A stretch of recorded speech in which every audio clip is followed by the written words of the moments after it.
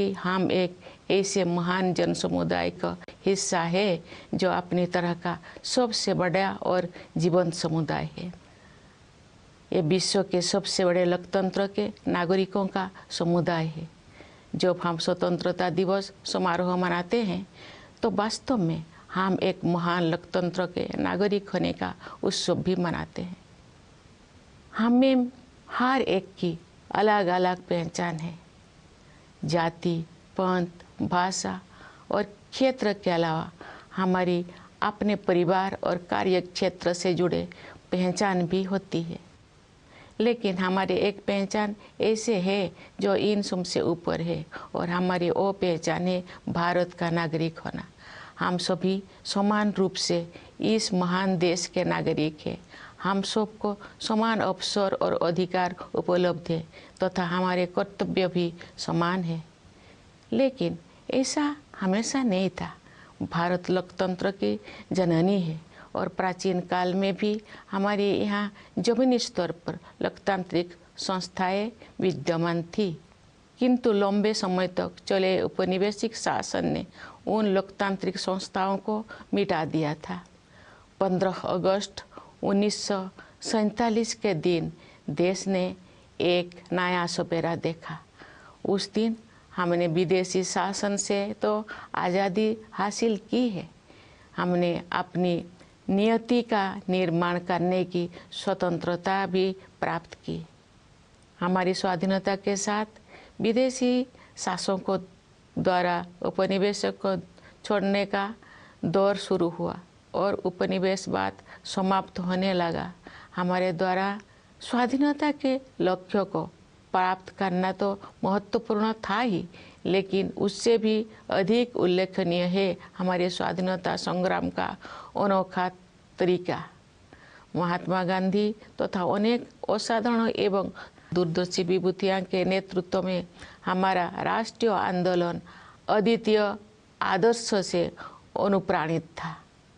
गांधी जी तथा अन्य महानायकों ने भारत की आत्मा को फिर से जगाया और हमारी महान सभ्यता के मूल्यों का जन जन में संचार किया। भारत के ज्वलंत उदाहरण का अनुसरण करते हुए हमारे स्वाधीनता संग्राम की आधारशिला सत्य और अहिंसा को पूरी दुनिया के अनेक राजनीतिक संघर्षों में सफलतापूर्वक अपनाया गया है। स्वतंत्रता दिवस की पूर्व संध्या पर मैं भारत के नागरिकों के साथ एकजुट होकर सभी ज्ञात और अज्ञात स्वतंत्रता सेनानियों को कृतज्ञतापूर्वक श्रद्धांजलि अर्पित करती हूँ। उनके असंख्य बलिदानों से भारत ने विश्व समुदाय में अपना स्वाभिमानपूर्ण स्थान फिर से प्राप्त किया। मातंगिनी हाजरा और कनकलता बरुआ जैसे वीरांगनाओं ने भारत माता के लिए अपने प्राण निछावर कर दिया। माँ कस्तूरबा राष्ट्रपिता महात्मा गांधी के साथ कदम से कदम मिलाकर सत्याग्रह के मार्ग पर चलती रही।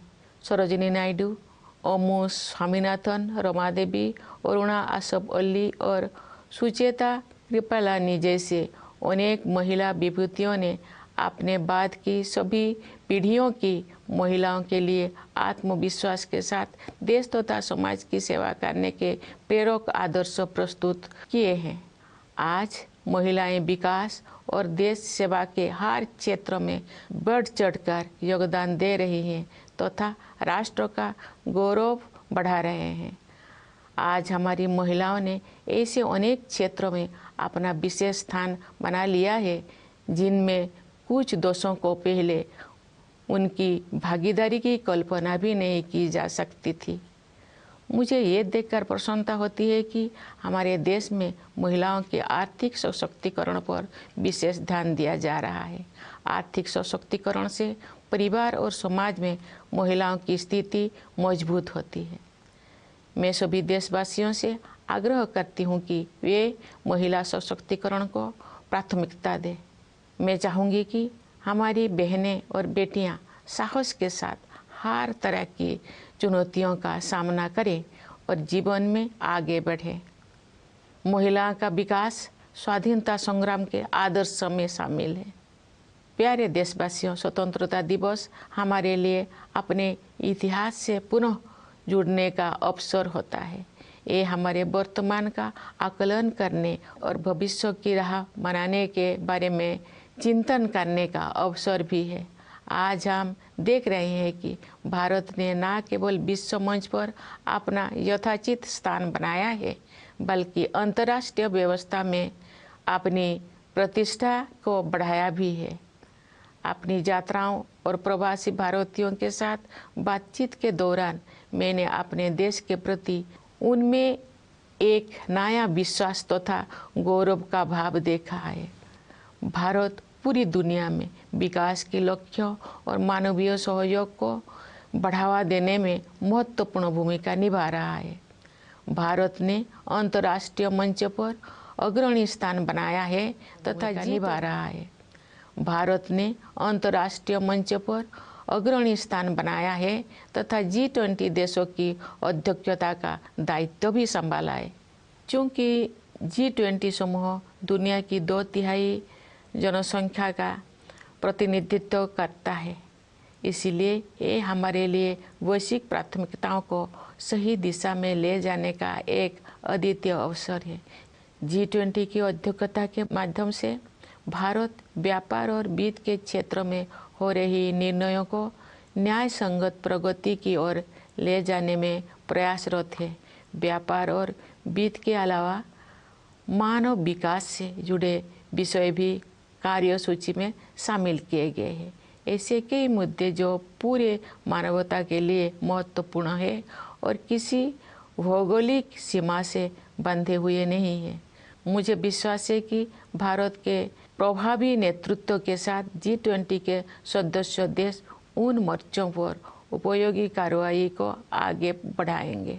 भारत की G20 की अध्यक्षता में एक नई बात यह है कि डिप्लोमेसी को जमीन से जोड़ा गया है। एक अंतर्राष्ट्रीय राजनयिक गतिविधि में लोगों की भागीदारी को प्रोत्साहित करने के लिए अपनी तरह का पहला अभियान चलाया गया है।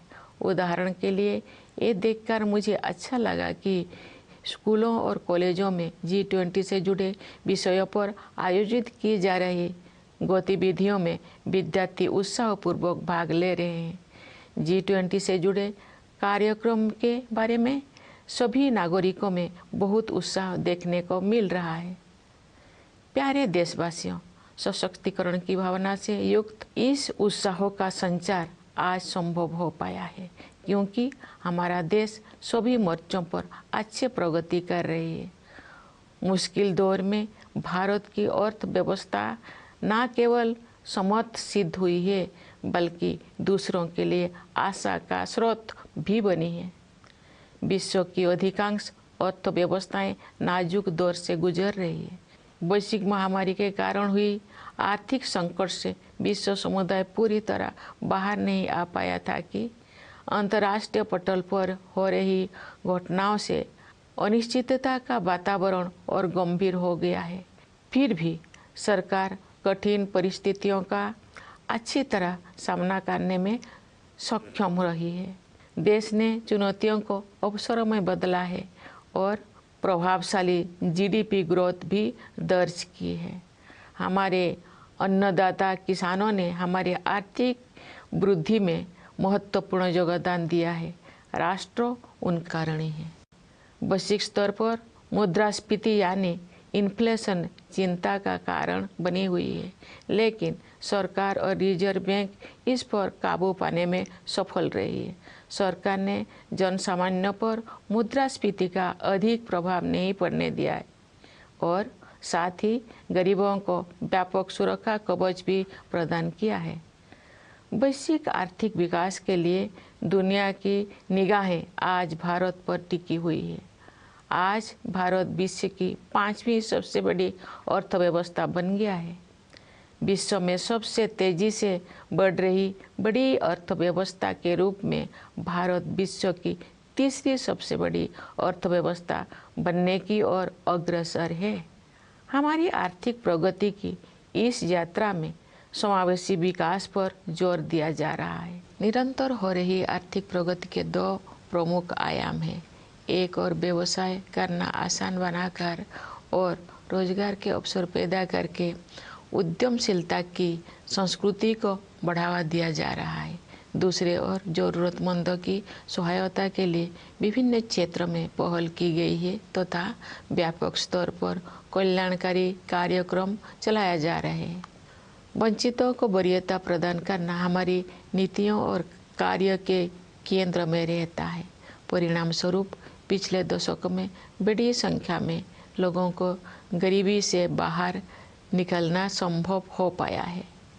इसी प्रकार आदिवासियों की स्थिति में सुधार लाने और उन्हें प्रगति की यात्रा में शामिल करने हेतु विशेष कार्यक्रम चलाया जा रहा है। मैं अपने आदिवासी भाई बहनों से अपील करती हूँ कि आप सब अपने परंपराओं को समृद्ध करते हुए आधुनिकता को अपनाएं। मुझे ये जानकर खुशी हुई है कि आर्थिक विकास के साथ साथ मानव विकास संबंधी सरकारों को भी उच्च प्राथमिकता दी जा रही है। मैं एक शिक्षक रही हूँ, इस नाते भी मैंने ये समझा है कि शिक्षा सामाजिक सशक्तिकरण का सबसे प्रभावी माध्यम है। वर्ष 2020 की राष्ट्रीय शिक्षा नीति से बदलाव आना शुरू हो गया है। विभिन्न स्तरों पर विद्यार्थियों और शिक्षाविदों के साथ मेरी बातचीत से मुझे ज्ञात हुआ है कि अध्ययन की प्रक्रिया अधिक फ्लेक्सिबल हो गया है। इस दूरदर्शी नीति का एक प्रमुख उद्देश्य प्राचीन मूल्यों को आधुनिक कौशल के साथ जोड़ना है। इससे आने वाले वर्षों में शिक्षा के क्षेत्र में अभूतपूर्व परिवर्तन होंगे और परिणाम स्वरूप देश में एक बहुत बड़ा बदलाव दिखाई देगा। भारत की प्रगति को देशवासियों, विशेषकर युवा पीढ़ी के सपनों से शक्ति मिलती है। विकास के अनंत संभावनाएं देशवासियों की प्रतीक्षा कर रही है। स्टार्टअप से लेकर खेलकूद तक हमारे युवाओं ने उत्कृष्टता के नई आसमानों की उड़ान भरी है। आज के नई भारत की महत्वाकांक्षाओं के नई क्षितिज असीम है। भारतीय अंतरिक्ष अनुसंधान संगठन नई ऊंचाई को छू रहा है और उत्कृष्टता के नई आयाम स्थापित कर रहा है। इस वर्ष इसरो ने चंद्रयान 3 लॉन्च किया है, जो चंद्रमा की कक्षा में प्रवेश कर चुका है और कार्यक्रम के अनुसार उसका विक्रम नामक लैंडर तथा प्रज्ञान नामक रोवर अगले कुछ ही दिनों में चंद्रमा पर उतरेगा। हम सभी के लिए वो गौरव का क्षण होगा और मुझे भी उस पल का इंतजार है। चंद्रमा का अभियान अंतरिक्ष के हमारे भावी कार्यक्रम के लिए केवल एक सीढ़ी है। हमें बहुत आगे जाना है। अंतरिक्ष अभियान में ही नहीं बल्कि धरती पर भी हमारे वैज्ञानिक और टेक्नोलॉजिस्ट देश का नाम रोशन कर रहे हैं। अनुसंधान, नवाचार तथा उद्यमशीलता को बढ़ावा देने के लिए अगले 5 वर्षों में 50,000 करोड़ रुपये की राशि के साथ सरकार द्वारा अनुसंधान नेशनल रिसर्च फाउंडेशन स्थापित किया जा रहा है। ये फाउंडेशन हमारी कॉलेजों, विश्वविद्यालयों और अनुसंधान केंद्रों में रिसर्च एवं डेवलपमेंट को आधार प्रदान करेगा, उन्हें विकसित करेगा तथा आगे ले जाएगा। प्यारे देशवासियों, ज्ञान विज्ञान में उत्कृष्टता प्राप्त करना ही हमारा लक्ष्य नहीं है, बल्कि हमारे लिए ये मानवता के विकास के साधन है। एक क्षेत्र जिस पर पूरे विश्व के वैज्ञानिकों और नीति निर्माताओं को और अधिक तत्परता से ध्यान देना चाहिए, वो है जलवायु परिवर्तन। हाल के वर्षों में बड़ी संख्या में एक्सट्रीम वेदर इवेंट्स हुई है। देश के कुछ हिस्सों में असाधारण बाढ़ का सामना करना पड़ा है। कुछ स्थान सूखे की मार झेलते हैं। इन सब का एक प्रमुख कारण ग्लोबल वार्मिंग को भी माना जाता है। अतः पर्यावरण के हित में स्थानीय, राष्ट्रीय तथा वैश्विक स्तर पर प्रयास करना अनिवार्य है। इस संदर्भ में ये उल्लेखनीय है कि रिन्यूएबल एनर्जी के क्षेत्र में हमने अभूतपूर्व लक्ष्यों को प्राप्त किया है। अंतर्राष्ट्रीय सौर ऊर्जा अभियान को भारत ने नेतृत्व प्रदान किया है। अंतर्राष्ट्रीय प्रतिबद्धताओं को पूरा करने में हमारा देश अग्रणी भूमिका निभा रहा है। विश्व समुदाय को हमने यानी लाइफस्टाइल फॉर एनवायरनमेंट का मंत्र दिया है। प्यारे देशवासियों, असामान्य मौसम की घटनाएं सभी पर असर डालती है, लेकिन गरीब और वंचित वर्गों के लोगों पर उनका और अधिक प्रभाव पड़ता है। शहरों और पहाड़ों क्षेत्रों के जलवायु परिवर्तन की स्थितियों का सामना करने के लिए विशेष रूप से सक्षम बनाने की आवश्यकता है। मैं ये कहना चाहूँगी कि लोभ की संस्कृति दुनिया को प्रकृति से दूर करती है और अब हमें ये एहसास हो रही है कि हमें अपनी जड़ों की ओर लौटना चाहिए। आज भी अनेक जनजातीय समुदाय ऐसे हैं जो प्रकृति के बहुत करीब और प्रकृति के साथ सौहार्द बनाकर रहते हैं। उनके जीवन मूल्यों और जीवन शैली क्लाइमेट एक्शन के क्षेत्र में अमूल्य शिक्षा प्रदान करते हैं। जनजातीय समुदायों द्वारा युगों से अपना अस्तित्व बनाए रखने के रहस्यों को एक शब्द में ही व्यक्त किया जा सकता है और शब्द है हमदर्दी। जनजातीय समुदाय के लोग प्रकृति को माता समझते हैं तथा उसकी सभी संतानों अर्थात वनस्पतियों और जीव जंतुओं के प्रति सहानुभूति रखते हैं। कभी कभी दुनिया में हमदर्दी की कमी महसूस होती है, लेकिन इतिहास साक्षी है कि ऐसे दौर केवल कुछ समय के लिए ही आते हैं, क्योंकि करुणा हमारा मूल स्वभाव है। मेरा अनुभव है कि महिलाएं हमदर्दी के महत्व को और अधिक गहराई से महसूस करती है और जब मानवता अपनी राह से भटकती है तो वे सही रास्ता दिखाती है। हमारे देश ने नई संकल्पों के साथ अमृत काल में प्रवेश किया है तथा हमें भारत का वर्ष 2047 तक एक विकसित राष्ट्र बनाने की दिशा में आगे बढ़ रहे हैं। आइए हम सभी अपने संवैधानिक मूल कर्तव्यों को निभाने का संकल्प लें तथा व्यक्तिगत और सामूहिक गतिविधियों के सभी क्षेत्र में उत्कृष्ट की ओर आगे बढ़ने का सतत प्रयास करें, ताकि हमारा देश निरंतर उन्नति करते हुए कर्मठता तथा उपलब्धियों की नई ऊंचाइयां हासिल करे। प्यारे देशवासियों, हमारा संविधान हमारा मार्गदर्शक दस्तावेज है। संविधान की प्रस्तावना में हमारे स्वाधीनता संग्राम के आदर्श समाहित है। आइए हम अपने राष्ट्र निर्माताओं के सपनों को साकार करने के लिए सद्भाव और भाईचारे की भावना के साथ आगे बढ़े।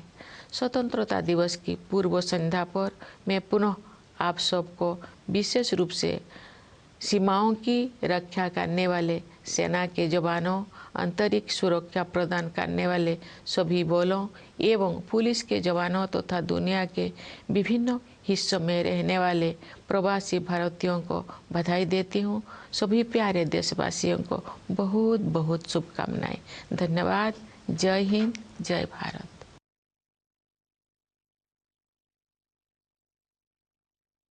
My dear fellow citizens, my heartiest greetings to all of you on our 77th Independence Day. It is a glorious and auspicious occasion for all of us. I am overjoyed to see that festivity is in the air. It is a matter of delight as well as pride for us to see how everyone, children, youth, and the elderly in cities and villages everywhere in India are excited and preparing to celebrate this festival of our freedom. The people have been celebrating Azadi Ka Amrit Mahotsav with great enthusiasm. Independence Day celebrations also remind me of my childhood days. We could not contain our excitement of participating in the Independence Day celebrations in our village school, When the tricolor was hoisted, we felt an electrifying energy pass through us. With our hearts full of patriotic pride, we salute the national flag and sang the national anthem. Sweets were distributed and patriotic songs were sung, which kept playing in our minds for many days. I was fortunate in having an opportunity to relive these experiences when I became a school teacher. When we grow up, we may not remain as expressive of our joy as children are, but I am sure that the intensity of the patriotic feelings associated with the celebration of national festival is not diminished at all. Independence Day reminds us that we are not merely individuals, but we are part of a great community of people. It happens to be the biggest and the greatest community of its kind. It is the community of the citizens of the world's largest democracy. What we celebrate on Independence Day is the fact that we are part of a great democracy. Each of us has many identities, apart from caste, creed, language, and region. We are also identified with our families and professions. But there is one identity that is above all, that is our identity as citizens of India. Each one of us is an equal citizen. Each one of us has an equal opportunity, equal rights, and equal duties in this land. But it was not always so. India is the mother of democracy, and since ancient times, we had democratic institutions functioning at the grassroots. But long years of colonial rule wiped them out. On 15th August 1947, the nation woke up to a new dawn. We not only own freedom from foreign rule, but also the freedom to rewrite our destiny. With our independence began the era of foreign rulers, withdrawing from many colonies, and colonialism drew close to its end. What is special about our freedom struggle is not only the fact that its objective was achieved, but also how it was fought. Under the leadership of Mahatma Gandhi and a galaxy of extraordinary visionary leaders, our national movement was animated by a unique set of ideals. Gandhiji and others rekindled the soul of India and helped the nation rediscover its civilizational values. Following India's shining example, truth and non-violence, the cornerstone of our resistance, has been successfully employed in many political struggles around the world. On the eve of Independence Day, I join my fellow citizens in paying grateful tribute to the known and unknown freedom fighters whose sacrifices have made it possible for India to regain its rightful place in the Committee of Nations.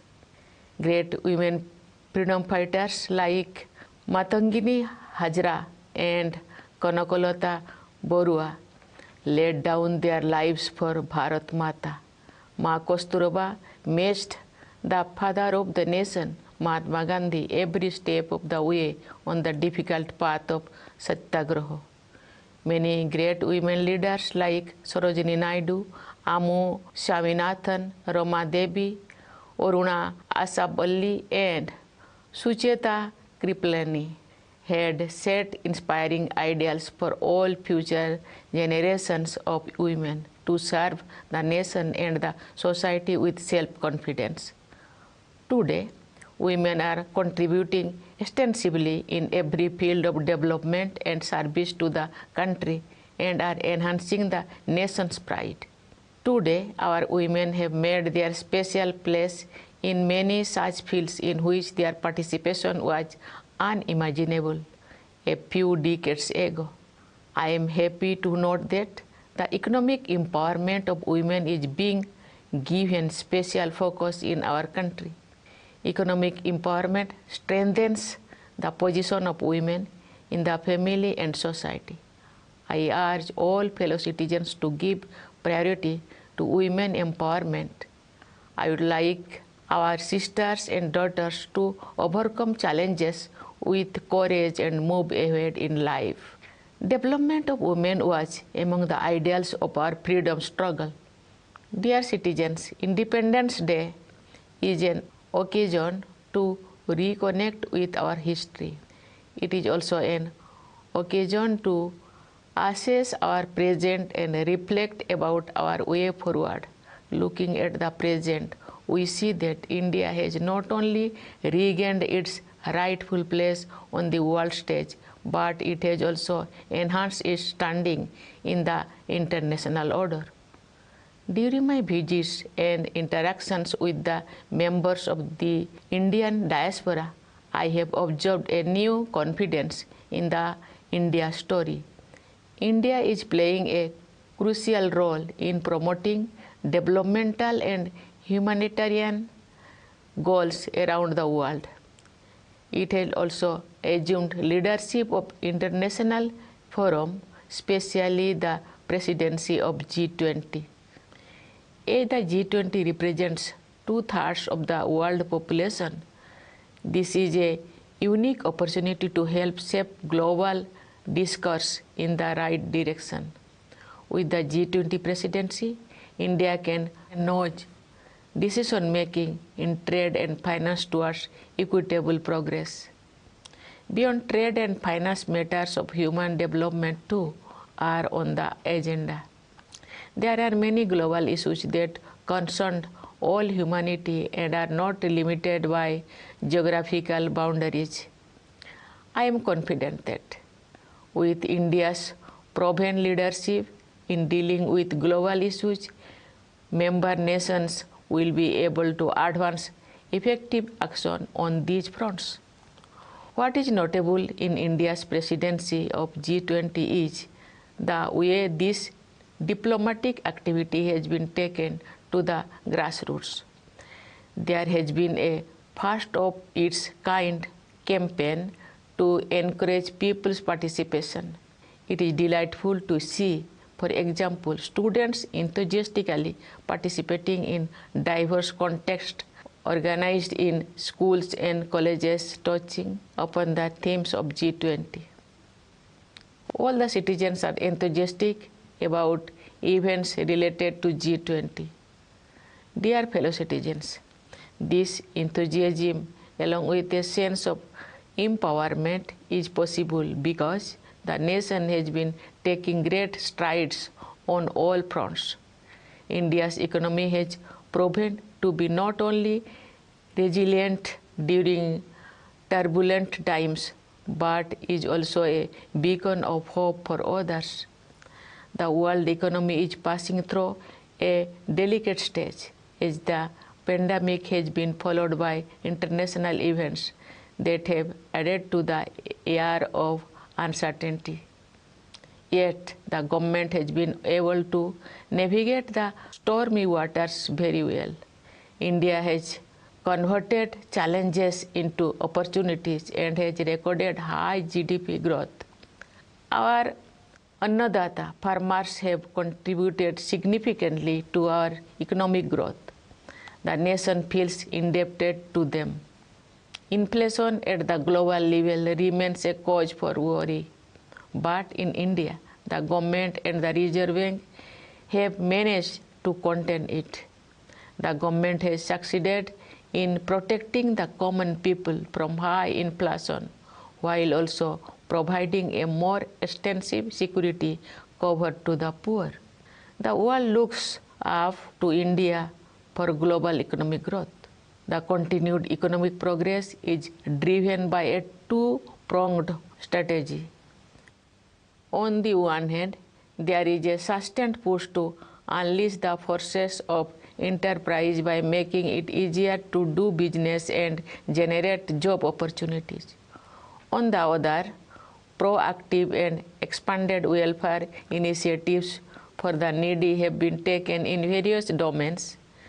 Giving priority to the deprived remains the focus of our policies and actions that have lifted a large number of people out of poverty in the last decade. Similarly, there are specific programs to improve the conditions of tribals and encourage them to join the journey of progress. I appeal to our tribal brothers and sisters to enrich their traditions while embracing modernity. I am happy to note that along with economic growth, human development concerns have also been accorded high priority. Having been a teacher also, I have realized that education is the greatest tool of social empowerment. The National Education Policy of 2020 has started making a difference. From my interactions with students as well as educationists at various levels, I gather that the learning process has become more flexible. The visionary policy, which aims to merge ancient values with modern skills, will bring in unprecedented changes in the education sectors over the years, leading to a great transformation of the nation. India's economic progress is powered by the dreams of its people, particularly the young generation for whom limitless opportunities have opened up. From startups to sports, our youth have explored new horizons of excellence. The aspirations of the new India have infinite dimensions. The Indian Space Research Organization keeps scaling new heights and setting higher benchmarks of excellence. This year, ISRO launched Chandrayaan-3 and its lander named Vikram and its rover named Pragya are slated to land on the moon in the next few days. It will be a proud moment for all of us, and I look forward to it. But the mission to the moon is only a stepping stone for our future space programs. We have to go far ahead. For their work in space and also on Earth, our scientists and technologists are bringing laurels to the country. To foster the spirit of research, innovation, and entrepreneurship, the government is setting up the Anusandhan National Research Foundations with an amount of rupees 50,000 crore for next 5 years. The foundation will seed, grow, and promote research and development in our colleges, universities, and research institutions. Dear citizens, for us, science or knowledge are not ends in themselves, but are a means for the betterment of all the people. One area that merits urgent attention of scientists and policymakers all over the world is climate change. We have faced numerous extreme weather events in recent years. Parts of India have faced extraordinary floods. At the same time, there are places facing drought. These events are also attributed to the phenomenon of global warming. Therefore, it is necessary to make efforts at the local, national, and global levels for the environment. In this context, it is noteworthy that we have achieved unprecedented goals in the field of renewable energy. India is providing leadership to the International Solar Alliance. Our country is playing a leading role in fulfilling international commitments. We have given the mantra of life, that is lifestyle for environment, to the global community. Dear fellow citizens, extreme weather events affect all, but their impact is far more severe on the poor and the marginalized. Cities and hilly terrains especially need to be made more resilient. The larger point here is that the culture of greed takes the world away from nature. We now realize the dire need to return to our roots. I know that there are still many tribal communities who live very close to nature and in harmony with it. Their values and lifestyle offer invaluable lessons for climate action. The secret of the survival of the tribal communities through ages can be summarized in one word. That single word is empathy. They have empathy for all Mother Nature's fellow children, flora and fauna alike. Sometimes, however, the world seems to be suffering from a deficit of empathy. But history shows that such periods are only aberrations, and kindness is our fundamental nature. It is my experience that women have empathy in greater measure, and they show the way when humanity goes astray. Our country has entered Amrit Kal with new resolutions, and we are moving forward towards making India an inclusive and developed nation by the year 2047. Let us all take a pledge to perform our fundamental duty to strive towards excellence in all spheres of individual and collective activity, so that the nation constantly rises to higher levels of endeavor and achievement. Dear fellow citizens, our Constitution is our guiding document. Its preamble contains the ideals of our freedom struggle. Let us move forward with the spirit of harmony and brotherhood to realize the dreams of our nation builders. On the eve of Independence Day, I once again extend my greetings to you all, especially to our soldiers guarding the borders, Jawans of the forces, and the police providing internal security, and to the members of our diaspora living in every part of the world. I convey my best wishes to you all. Thank you. Jai Hind, Jai Bharat.